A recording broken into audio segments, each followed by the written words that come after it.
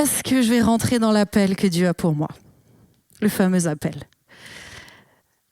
Mais je crois que quand tu marches jour après jour avec Jésus, naturellement, tu vas entrer dans les œuvres qu'il a préparées d'avance pour toi.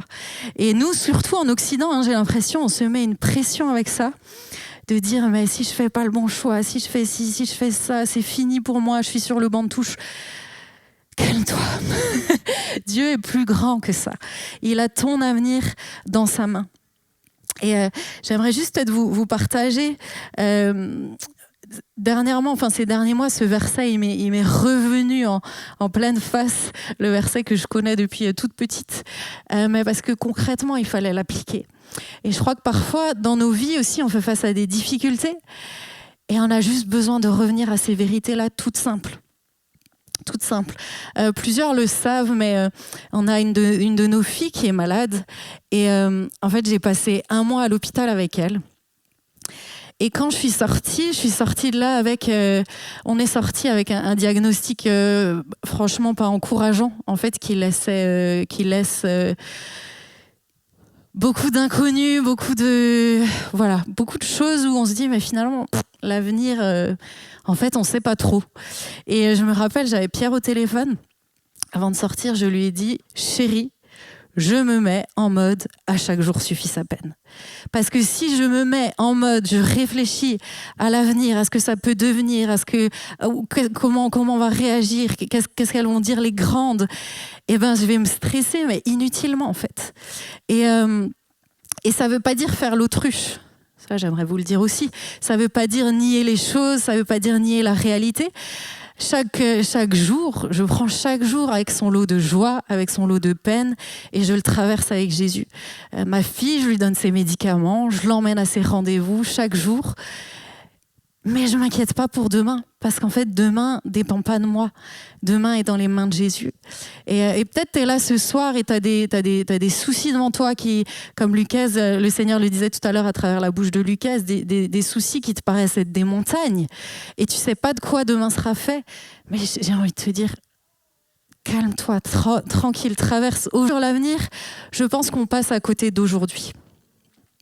À force de faire nos projets pour demain, à force de se mettre la pression pour devenir ce que Dieu veut que tu deviennes, en fait, tu t'embrasses pas la saison dans laquelle tu es. Et il y a des saisons même très difficiles qui sont tellement importantes parce que ces saisons-là, elles sont formatrices. Elles viennent te transformer de l'intérieur. Et tu as besoin de la vivre pleinement. Si tu vis pas cette saison pleinement, tu te laisses pas transformer pleinement.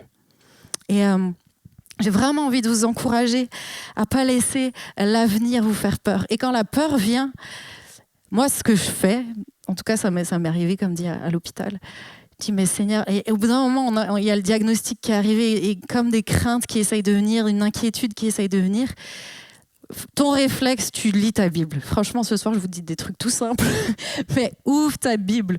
Moi, j'ai ouvert ma Bible et j'ai lu « Si Dieu est pour nous, qui sera contre nous ?» Ok, en fait, donc ça va. Yes, on plonge ses regards dans la parole de Dieu. J'avais écrit en anglais, parce que c'est plus beau, « Faith over fear ». Vous avez compris? Merci. Maintenant, comment se débarrasser de l'angoisse, de l'inquiétude? Le texte nous a montré une réalité très simple. C'est qu'en fait, s'inquiéter, ça ne va rien changer. Verset 25, qui de vous, par ses inquiétudes, peut ajouter une coudée à la durée de sa vie? En fait, j'aime tellement Jésus, il est tellement logique, tellement simple. Il te dit, mais tu te prends la tête, mais ça ne change rien à ta réalité, en fait. Ça ne change rien à ta situation. Si donc vous ne pouvez pas même la moindre chose, pourquoi vous inquiétez-vous du reste? S'inquiéter, ça ne va rien changer. Au contraire, ça amplifie souvent le problème. Parce que comme je disais tout à l'heure, tu laisses tourner ça en boucle dans ta tête et ton problème, il devient énormissime. Alors que si tu le laisses à Jésus, ça ira déjà mieux. Alors, pour continuer avec mes super références au Roi Lion, mon prochain point, c'était « Souviens-toi qui tu es ». Mufasa. Souviens-toi qui tu es. Vous vous rappelez? J'ai pas du tout la voix de Mufasa, ça va pas. Souviens-toi qui tu es. Verset 30. Votre Père sait que vous en avez besoin. tu es un enfant de Dieu. Si tu as choisi de laisser Jésus devenir ton maître et ton Seigneur, tu es un enfant de Dieu. À partir de là, tu n'as pas besoin...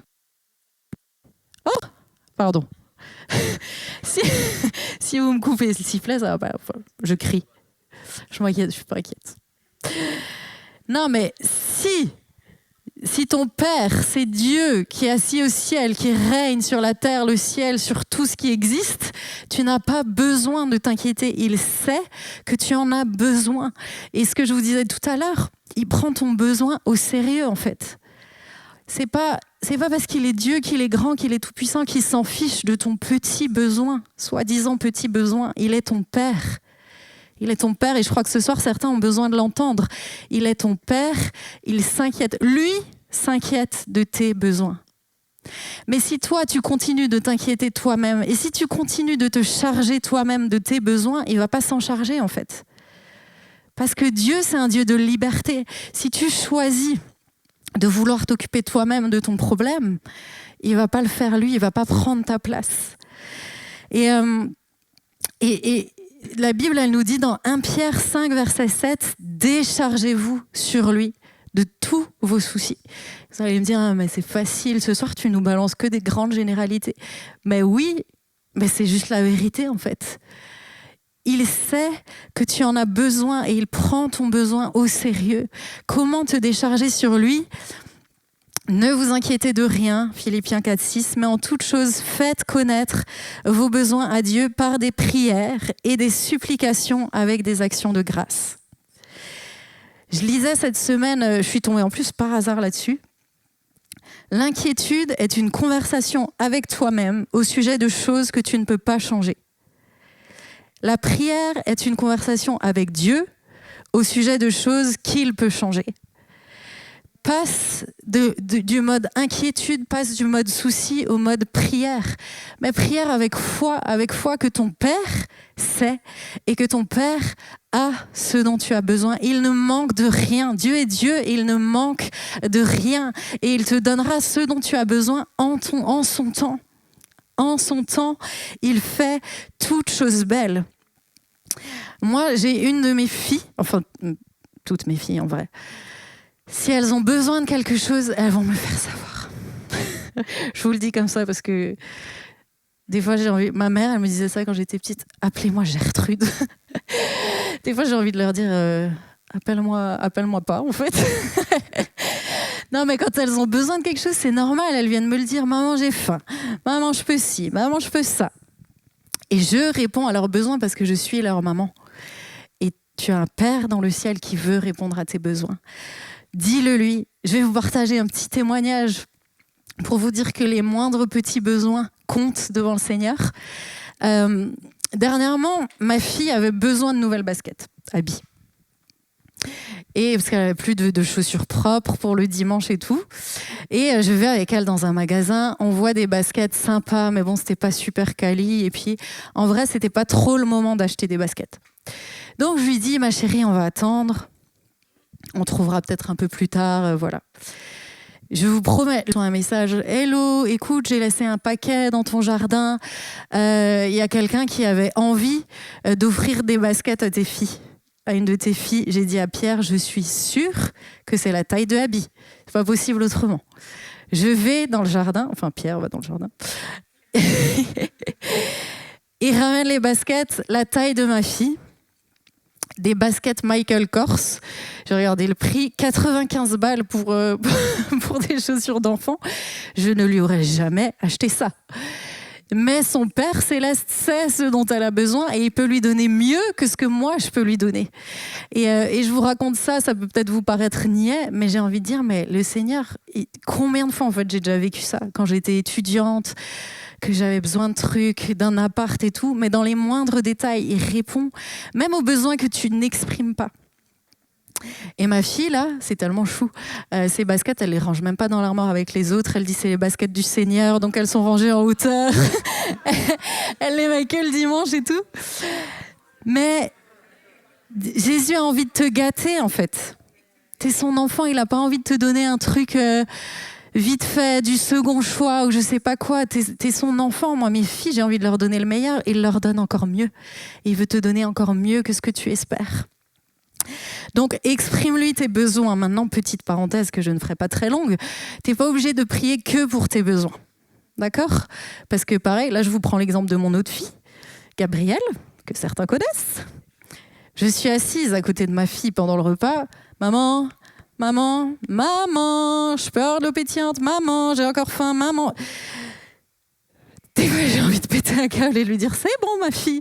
Donc c'est chou. Elle a 4 ans, mais si à 18 ans, elle me fait encore ça, je lui dis en fait, lève-toi, va chercher ton verre d'eau. Vous voyez ce que je veux dire ? Quand on grandit avec le Seigneur, on apprend aussi, ok, je t'exprime mes besoins, mais je tourne pas en rond, en boucle avec ça. Parce que mon prochain point, justement, c'est change de fardeau. Le texte, dans la suite, nous dit cherchez premièrement le royaume et la justice de Dieu, et toutes ces choses vous seront données par-dessus. En fait, quand on relit bien le texte, Jésus il dit ne vous inquiétez. Pourquoi vous inquiétez-vous ? Ne vous inquiétez de rien. C'est pas une suggestion en fait. Ça peut avoir le ton un peu d'un ordre quand même en fait. Arrête de t'inquiéter et change de focus. Change de focus, cherche premièrement le royaume de Dieu et sa justice. Et quand je réfléchissais, juste un peu plus loin dans le texte, c'est écrit « Vendez ce que vous possédez et donnez-le en aumône. Faites-vous des bourses qui ne s'usent point, un trésor inépuisable dans les cieux, où le voleur n'approche pas, où la teigne ne détruit point, car là où est votre trésor, là aussi sera votre cœur. » Et je disais « Mais Seigneur, c'est quoi ta justice ?» Et directement après, Jésus parle de donner en aumône. Et en fait, j'ai l'impression qu'il te dit, mais tourne-toi vers les autres, tourne-toi vers le besoin des autres. Donner en aumône, ça veut dire donner aux pauvres. Et des fois, on est tellement concentré sur notre problème, sur notre souci, sur notre inquiétude qu'on ne regarde pas en fait à celui qui est à côté et qui peut-être traverse la même chose, autre chose, quelque chose d'encore peut-être plus difficile à traverser. Et amener la justice de Dieu sur la terre, c'est se tourner vers son prochain aussi pour lui dire, mais en fait, je veux être là pour toi. Et quand tu commences à regarder les besoins des autres, les tiens commencent à devenir un peu plus petits. Et ton inquiétude, elle commence aussi à diminuer parce que tu es plus centré que sur toi-même. La suite du texte, je prends simplement le texte à la suite. Là où est ton trésor, là sera ton cœur.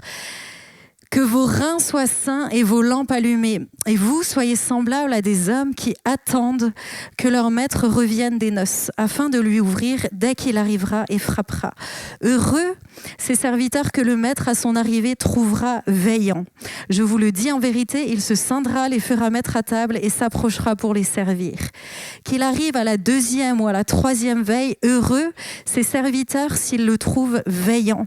Sachez-le bien, si le maître de la maison savait à quelle heure le voleur doit venir, il veillerait, ne laisserait pas percer sa maison. Vous aussi, tenez-vous prêts, car le Fils de l'homme viendra à l'heure où vous n'y penserez pas.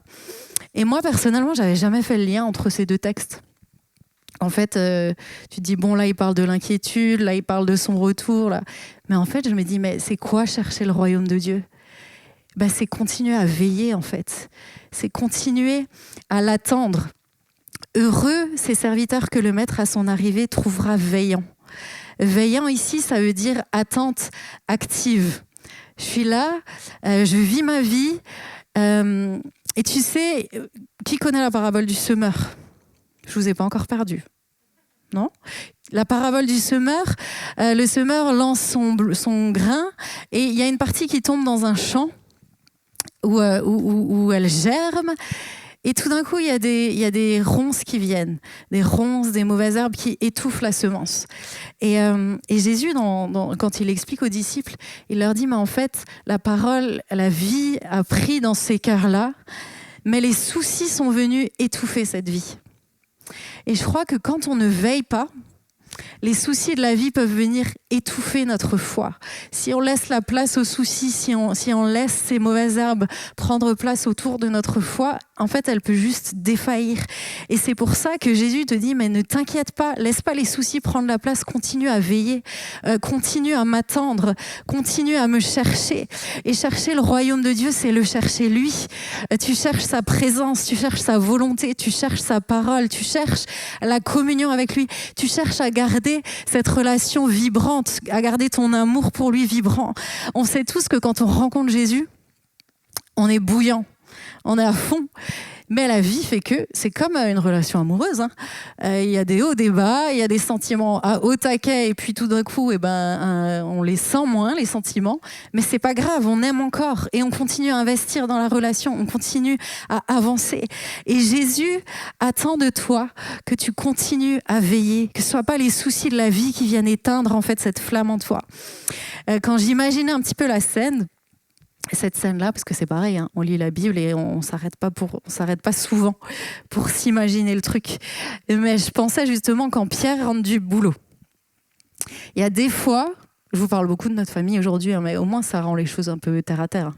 Non ? Ça vous dérange pas ? Bon. Pierre rentre du boulot, si les filles voient la camionnette, elles vont courir à la porte. Ouais, papa, comment ça a été ta journée ? Moi, j'ai fait ci, j'ai fait ça. Lui, il m'a énervé. Elle m'a énervé. Celui-là, il me saoule. Viens, papa, on danse. Viens, papa. Ah oui, c'est la grosse fête, en fait. Et Pierre, il est trop content de rentrer. Et enfin, je pense. Moi, je suis contente qu'elles aillent vers lui, en tout cas. Il est trop content de rentrer et de voir qu'on l'attend, en fait. On est content que tu rentres, tu vois.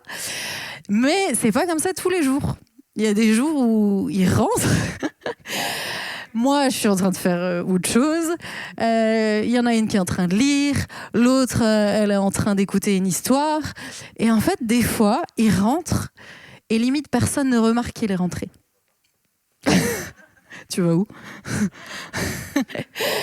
Personne ne remarque qu'il est rentré. Et véridique, il y a des fois, il dit il y a personne qui vient me dire bonjour ici. Il fait un peu son Calimero. Mais ça arrive, il y a des jours comme ça. Et je crois que le Seigneur, il a envie que nous, on soit toujours en mode, mais Seigneur, je t'attends, je te cherche. Quand est-ce que tu reviens aussi ? Parce que le texte nous parle de son retour.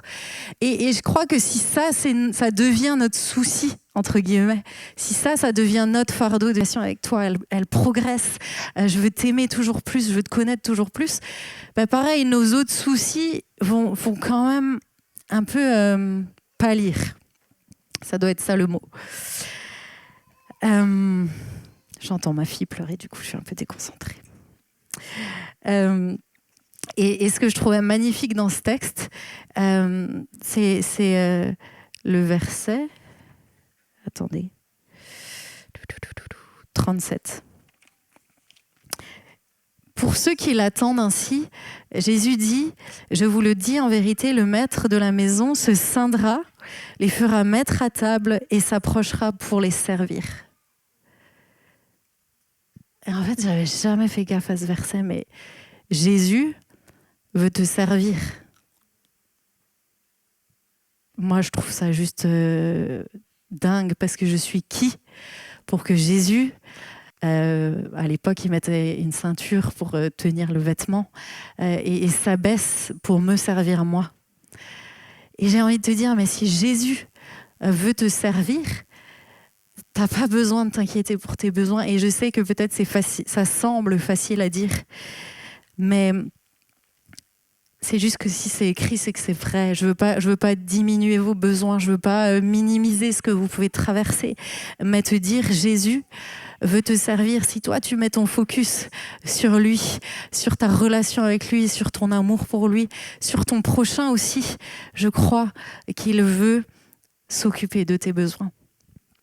Et pour terminer, ce que j'aimerais nous partager à tout un chacun, en fait, c'est le souci de Jésus, son fardeau à lui. Son fardeau à lui. Jésus s'est tellement soucié de nous qu'il a décidé de venir sur terre pour nous sauver. Et peut-être tu es là ce soir et tu connais pas encore vraiment Jésus personnellement. Et s'il y a une seule personne qui est là ce soir et qui le connaît pas, je veux dire ce que j'ai à dire maintenant, parce que c'est le plus important. Et peut-être ton inquiétude à toi, en fait, c'est la mort, parce que tu te dis, moi, en fait, si je meurs, je sais pas où je vais. Et peut-être que tu es là et c'est pas du tout un souci ou une inquiétude pour toi parce que tu crois que ça s'arrête justement au moment de ta mort. Mais que tu y crois ou pas, le jour où on meurt, où notre corps meurt, notre âme continue de vivre parce que Dieu nous a donné une vie qui est éternelle. C'est juste qu'on a le choix de là où on veut la passer. Et le souci de Jésus, c'est où est-ce que toi, tu vas passer ton éternité ? Le souci de Jésus, c'est qu'il veut que toi, tu sois sauvé. Il veut que toi, tu sois réconcilié avec le Père. Depuis tout à l'heure, je vous parle du Père. Mais si tu n'as pas fait la paix avec lui, il va ni pourvoir à tes besoins, ni pouvoir passer l'éternité avec toi. Parce que ton péché le sépare de lui. Parce que ton égoïsme le sépare de lui, parce que ton orgueil le sépare de lui, parce que tes mensonges te séparent de lui, parce que ton impureté te sépare de lui. Et tu as besoin d'un sauveur, tu as besoin de quelqu'un qui vienne prendre tout ça sur lui. Et le souci de Jésus, le plus grand fardeau de Jésus, c'est ça, c'est de dire, mais moi je veux prendre tout ça sur moi. Dans Luc 15, verset 3. Non, verset 4. Quel homme d'entre vous, s'il a 100 brebis et qu'il en perde une, ne laisse les 99 autres dans le désert pour aller après celle qui est perdue, jusqu'à ce qu'il la retrouve. Lorsqu'il l'a retrouvée, il la met avec joie sur ses épaules.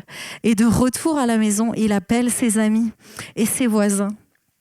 Et il leur dit, réjouissez-vous avec moi, car j'ai retrouvé ma brebis qui était perdue. De même, je vous le dis, il y aura plus de joie dans le ciel pour un seul pécheur qui se repent que pour 99 justes. Chacun d'entre nous sauvés, de nous savoir chacun d'entre nous retrouvés, réconciliés avec le Père. Et ce soir, si tu es là et que tu ne le connais pas encore, que tu n'as pas encore fait la paix avec le Père, mais j'ai envie de te dire, c'est le moment. C'est le moment de rencontrer Jésus, c'est le moment de le laisser prendre sur lui tes fautes, de le laisser prendre ton orgueil, de le laisser prendre ton mensonge, de le laisser prendre tout ce qui te sépare du Père. Et si tu connais Jésus, il dit, viens à moi, venez à moi, vous tous qui êtes fatigués et chargés, je vous donnerai du repos. Mais prenez mon joug, recevez mes instructions, car je suis doux et humble de cœur. Vous trouverez du repos pour vos âmes, car mon joug est doux et mon fardeau léger. Et j'ai envie de nous dire, mais le fardeau de Jésus, son fardeau, c'est de voir tes voisins sauvés, c'est de voir tes collègues sauvés, c'est de voir ta famille sauvée, c'est de voir tes amis sauvés. Et si nous sommes tellement centrés sur nos soucis et qu'on oublie en fait le salut de notre voisin, en fait, là, pour le coup, on passe à côté. Là, pour le coup, on passe à côté de l'essentiel. En fait, notre avenir, notre carrière, notre ministère, j'ai envie de nous dire, on s'en fout. C'est pas important. Ce qui est important, c'est que des gens soient sauvés. Et c'est pour ça que Jésus est venu. Je vais peut-être laisser les musiciens venir. On va prendre quelques instants pour prier. Je vous propose de fermer les yeux. Et si tu n'as pas envie de fermer tes yeux, tu n'es pas obligé. Il n'y a pas de problème. Mais peut-être juste baisser la tête pour laisser les uns les autres dans l'intimité avec le Seigneur. Et comme je le disais tout à l'heure, pour moi, le plus important ce soir, c'est que s'il y a une personne qui ne connaît pas Jésus et qui est là, s'il y a une personne qui peut-être le connaissait, mais c'est comme cette brebis égarée loin de lui. S'il y a une personne qui est là ce soir, qui a besoin de faire la paix avec Dieu, je veux juste t'inviter à faire une démarche envers lui, à dire mais moi je sais au fond de moi, j'ai cette peur ou j'ai cette incertitude de ma vie éternelle, je ne sais pas où je vais.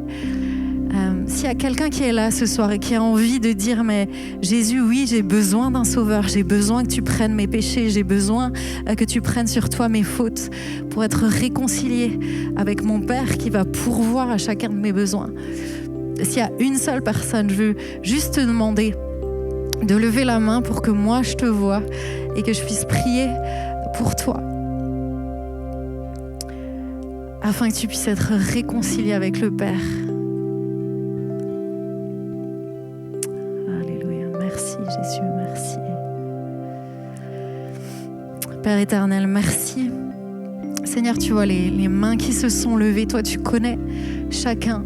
Seigneur, et c'est tellement juste pour ça que tu es venu, Jésus. C'est ton souci, c'est ton fardeau, c'est ton cœur, Jésus, de nous voir réconciliés avec le Père. Seigneur, tu vois ces mains qui se sont levées ce soir. Et je prie, Seigneur, que dans les cieux soit scellé ce geste, ce désir de faire la paix avec toi, ce désir d'être réconcilié avec toi. Jésus, viens trouver ces jeunes hommes afin qu'ils puissent faire la paix avec le Père. Merci Jésus, parce que tu as tout accompli à la croix pour qu'ils soient sauvés. Et ce soir, à cause de leur repentance, tu les sauves. Tu les sauves et je te bénis Jésus. Parce que ce soir, il y a de la joie dans le ciel. Il y a tant de joie dans le ciel pour ces pécheurs qui reviennent à toi. Pour ces pécheurs qui viennent à toi. Ces pécheurs comme chacun d'entre nous qui un jour t'avons trouvé. Merci Jésus pour la joie dans le ciel et merci parce que tu continues ce chemin avec eux. Ce chemin de repentance, ce chemin de restauration, ce chemin de réconciliation. Merci, merci Jésus. Et je veux me réjouir avec le ciel pour ces âmes sauvées. Est-ce qu'on peut applaudir ces personnes qui ont levé la main? Gloire à toi Jésus. Gloire à toi, Seigneur, nous te bénissons. Nous te bénissons. Et pour les autres qui sont là, peut-être que vous êtes là et que vous êtes inquiets et que vous avez des raisons, des besoins qui sont réels et que Dieu connaît. J'espère que ce message a pu t'encourager, en tout cas à te décharger sur lui de tes soucis, parce que lui-même veut prendre soin de toi. Et peut-être j'aimerais juste nous laisser quelques instants pour prier, chacun à sa place, chacun dans son cœur. Et si tu le souhaites, de dire, mais Seigneur, je veux te donner mes soucis et prendre ton fardeau.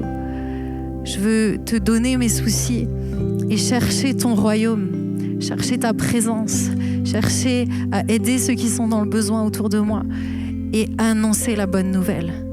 Annoncer la bonne nouvelle pour que des âmes soient sauvées. Voilà, je vais juste vous laisser quelques instants pour pouvoir chacun prier dans nos cœurs. Après, on terminera avec un dernier chant.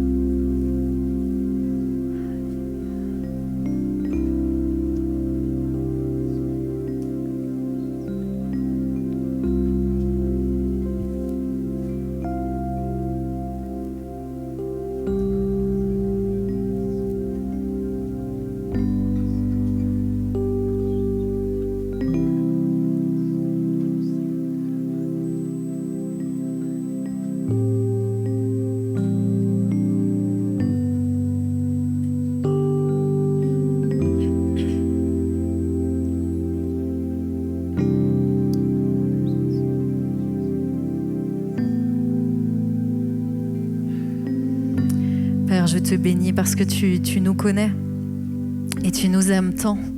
Seigneur, merci parce que tu es notre Père. Tu es notre Père et tu ne faillis pas. Seigneur, tu es celui qui pourvoit. Tu es celui qui nous aime, qui nous connaît, Seigneur, dans les moindres détails, qui connaît chacun de nos besoins et qui prend soin de nous. Seigneur, merci parce que ce soir, tu prends soin de chacun et de chacune d'entre nous. Et je te prie, Seigneur, vraiment de pourvoir aux besoins des uns, des autres, des unes, des autres. Et Seigneur, de nous aider aussi, nous, à tourner notre regard vers notre prochain, à tourner vers ceux autour de nous qui sont dans le besoin. Nous, Seigneur, à nous décentrer de nous-mêmes pour te chercher toi, pour aimer notre prochain et pour annoncer la bonne nouvelle. Seigneur, oui, nous voulons prendre ton fardeau sur nous, le fardeau de voir des âmes sauvées. Seigneur, nous voulons le prendre et le porter avec toi. Seigneur, merci parce que pour le reste, tu marches avec nous chaque jour. Tu es notre bon berger et tu traverses chacune de nos vallées avec nous. Je te bénis, Jésus, et je bénis chaque bien-aimé qui est dans cette salle, chaque bien-aimé dans ses besoins. Et je crois, Seigneur, que tu pourvois chacun de nos besoins. Sois exalté, Jésus. Amen.